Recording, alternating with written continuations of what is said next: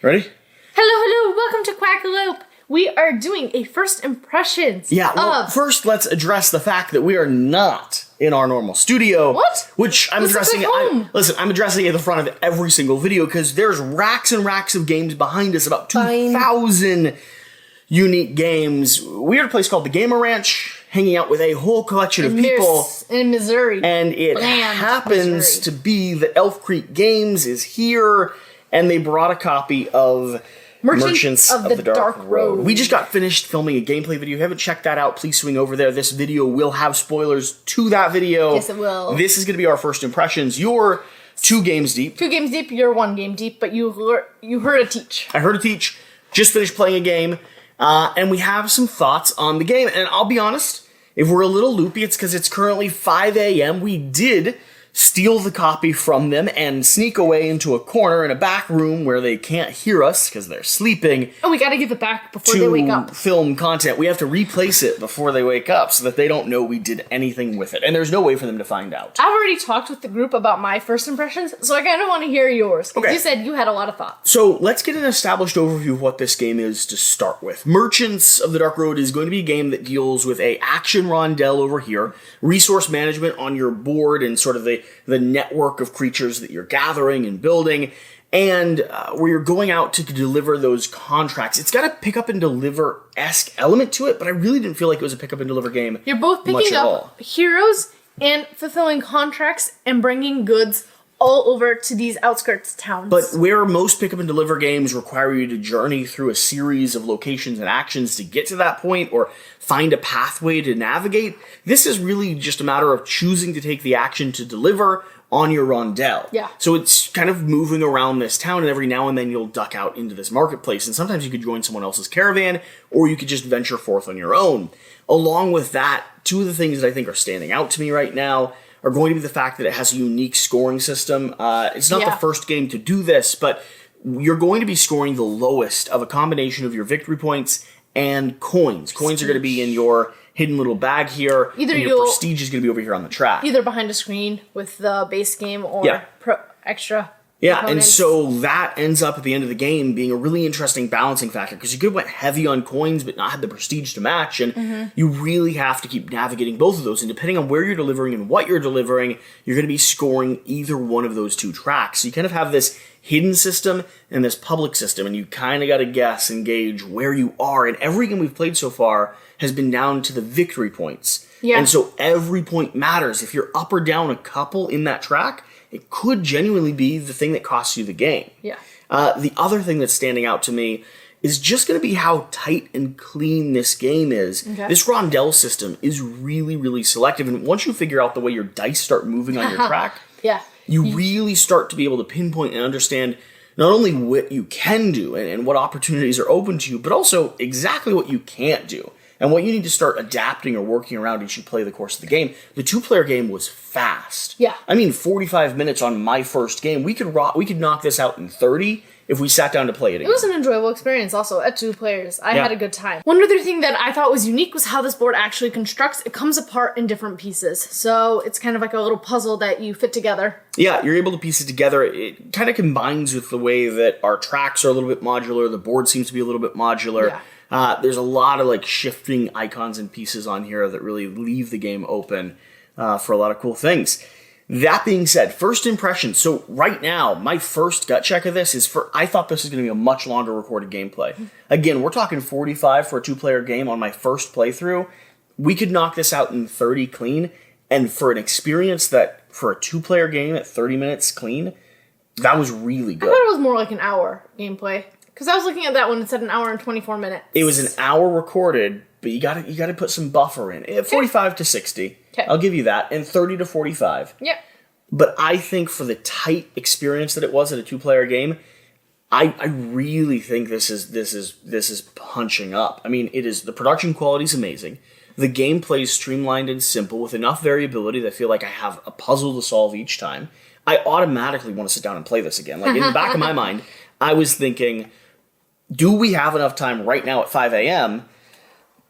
to sit down and play another game of it before you go to bed? And the answer is probably no. The answer is probably Maybe. responsibly we don't have enough time to do that. Well, maybe. You heard her, folks. But I am thinking that, and that means the game has left a good impression on me. I really like where this is right now. I am really, really impressed. I didn't really know what to expect going into this. Yeah. I hadn't done a lot of research. I loved the premise and the concept and the theming, and of course the artwork is just mind-blowing, right? Mm-hmm. It's just gorgeous. But I knew that going in. I really, when I first started seeing the teach, I became a little bit intimidated. It's a lot to set up. There's a lot of floating pieces.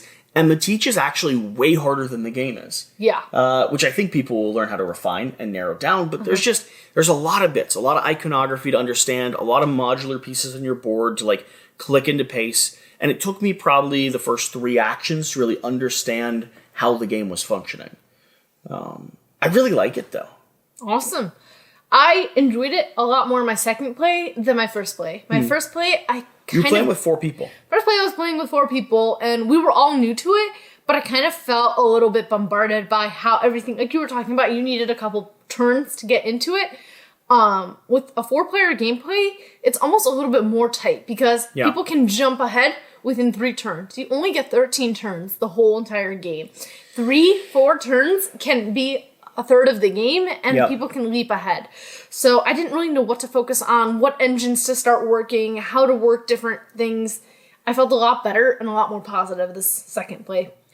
Yeah, so let's start breaking it down on mechanics and start talking about like nuanced elements of the game. You mentioned the rondelle system. The rondelle system's really, really good. I can demonstrate it. So there's a different locations that you can move around. There's 5 different spots.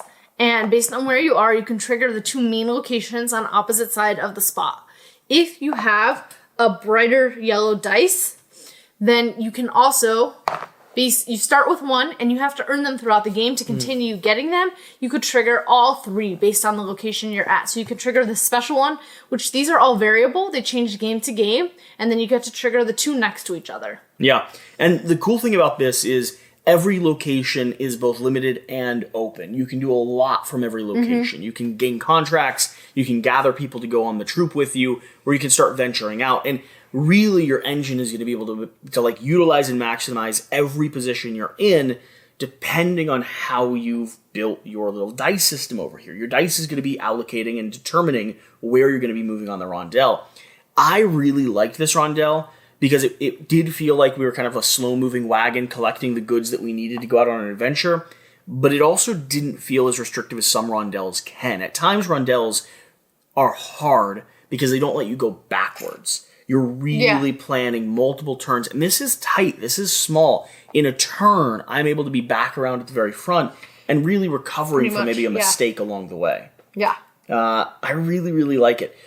Moving on to this dice system. The dice system. Can I just go into some of the locations that are really cool? Like the Great Bazaar, you get to pay for different items that you're going to need to fulfill the contracts and to hire your heroes, and you can do different things. First of all, this is magnetic. So this rotates around based on what you're doing with the board. These dice are always being changed after someone buys items. That is a really cool mechanism up here. Down here, you get to hire based on how much the items are worth up here. So let's say the instruments were worth 5 coins and I hired these 2 with an instrument, I'd get 10 coins for hiring them. So you have to play these both simultaneously almost to maximize your efforts. The Queen's Commissions is where you get the contracts, which is going to be determining where you're going to travel and who your heroes are that you're going to want to hire. You also, in a more player game, you're going to look at other players and see where they're going and kind of try and stock up based on what they're going to do that you know that you'll be able to accompany them on the travel. It's a huge part of playing with more players that you want to maximize every single travel that's happening because that is how you get both coins and prestige points.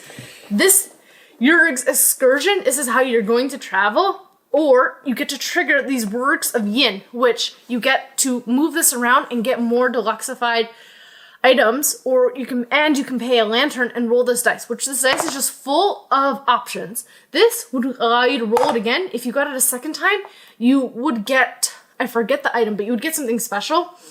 Each one, this is 2 coins. This is an shard. This would be, the symbols are all on the board. I'm blinking on some of them that we it's just this location again. Is it that location again? Then you get to do that again. Down here, the dark market, you get to pay a coin and you get to move this little bag around. And based on where you land it, then however many coins you're choosing to spend, you have to move it at least one spot. You get different items, or you can get a contract, or you can get a banner. And these are end game points. Over here at the Ringway Inn, you get to hire your workers. So it's all super cool locations and how they all play into each other. It's all clean. It's all really well interconnected. And then we come down here to our board. Yeah. The dice are going to be determining how far you're able to move around that rondelle track every turn, depending on what you've positioned or slotted into each locations. And as you move dice up, you're going to be knocking other dice off your board, taking a special or a bonus action depending on which one you've knocked out. So you could do something like gain or build a piece of treasure or a piece of item. You could slot in your golden die or your special die that allows you to activate all locations next to you. You could gain a lantern, you could gain 2 coins, or you could start spinning that rondelle over here for the resources. Along with that, I think one of the things they've done really well with this game is focus in on little things that feel good when you're playing, without having any of them being major elements. Like, for instance, grabbing and tucking coins away, or slotting in your gear into this tiny little spatial puzzle that you have. It usually isn't a problem, but every now and then, you gotta finagle it just Sometimes right. You'll get helpful companions that allow you to have extra space, or sometimes these guys will give you some extra space. Or just taking tiles and slotting them into your commission slot on the edge of your board. Everything they've done here has maximized... Gives you extra space. Yeah, everything they've done here has maximized what feels good as you're playing. A combination of rolling dice, taking icons and resources, placing things in spatial patterns on your board, notching and slotting things up, every few turns, rotating and trying to figure out a puzzle. Like, there's a lot of little micro tasks that you're doing, which is the thing that makes the game a bit of a more advanced puzzle. But each one of those things is not overly complicated and feels really nice when you're doing it. Yeah, there's so many hidden rewards at every little turn that you just get bonus after bonus after bonus. Any major concerns, criticisms, pushback on it so far? There's a lot of symbology. While most of it is pretty I'd say the only understandable, things we've been confused on are things that they've actually changed or refined with the final production copy. I would say things that you don't see as frequently. Sure. So like this Like one, I didn't symbol, immediately recognize over there, but it's over here and it's over there. Otherwise, the symbols are pretty awesome. One thing I wanted to mention that we did not do in our gameplay, you see over here when you're hiring them, you always get a bonus. I would have gotten 3 more lanterns and another horseshoe. Gotcha. And based on whoever you had, you would have also gotten some. Yeah, so we just overlooked that. Yeah, but like, such as that. These are just extra bonuses that you get. Over when you do this is pure extra bonuses, extra bonuses, extra bonuses, extra bonuses. They're all so many extra things that make you feel awesome. Yeah. Like you were saying. The only things that I would flag would be the teach is a little bit heady. Yeah. There's a lot of iconography to learn, and there's a lot of little modules to play with, and the more modules you have on the board, the more things you do, like changing these in and out, the more the learning is going to take a little bit of a curve. I would probably actually walk people through about 2 turns of the game, and then reset to the beginning and start again. Mm-hmm. But that's pretty standard when it comes to like a Euro-esque game with this scale, and the amount of time you play it in for a 2 or 3 player game, I think is really gracious to the amount of fun you're having. It's other great. Thing is the 4-player game did seem to go a little bit slower, especially with all new players, than I think I would have preferred. 2-player was remarkably quick, comparatively. Yeah. Granted, we're also on camera. We weren't playing with a bunch of friends, and we weren't talking in between every turn. It opens up the door to a bit of AP, though. There's always a lot of actions you can take, and when you're deciding between collecting resources or utilizing what you have or going on a excursion out into the dark road, you kind of have a lot of moments where people slow down and think. Additionally, with more players, you might have been planning for traveling, and then another player traveled to the place that you wanted to go, and so that kind of not ruined, but took your travel plans away from you. So then you kind of have to regroup and figure out where you're going to get more goods and more contracts and stuff like that. Yeah, it's a really nice puzzle. I'd say 3 players is going to be the sweet spot. I'd agree with you on that. I was saying that, yeah. I really do like it at 2 players.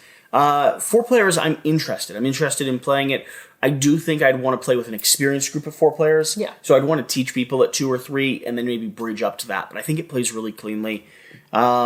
Yeah, I am really, really thrilled with what this game is. Do you have an initial rating?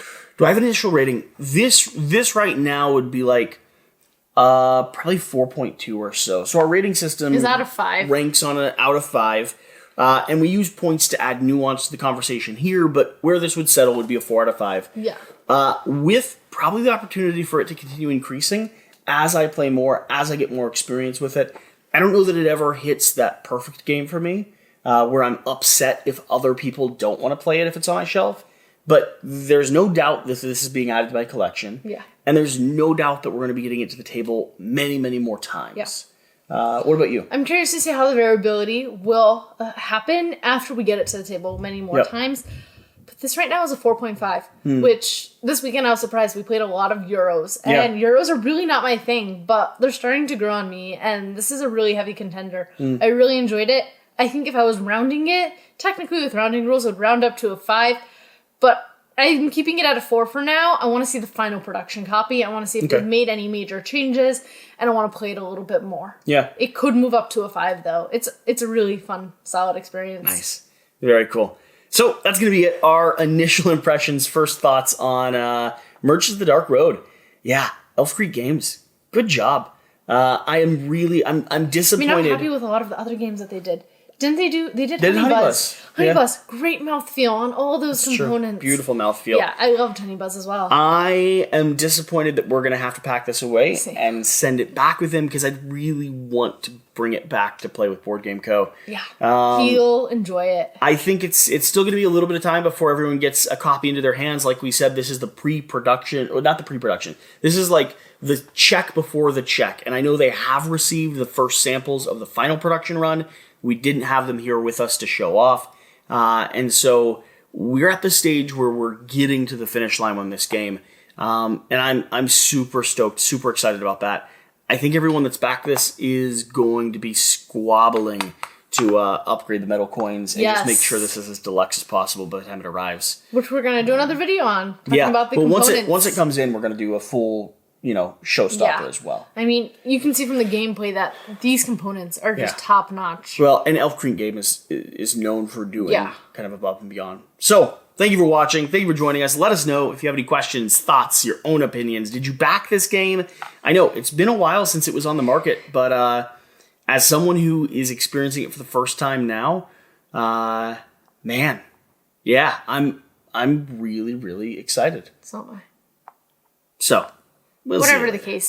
Something like whatever you do, remember to do the important thing. Going to bed. See you next time. Bye.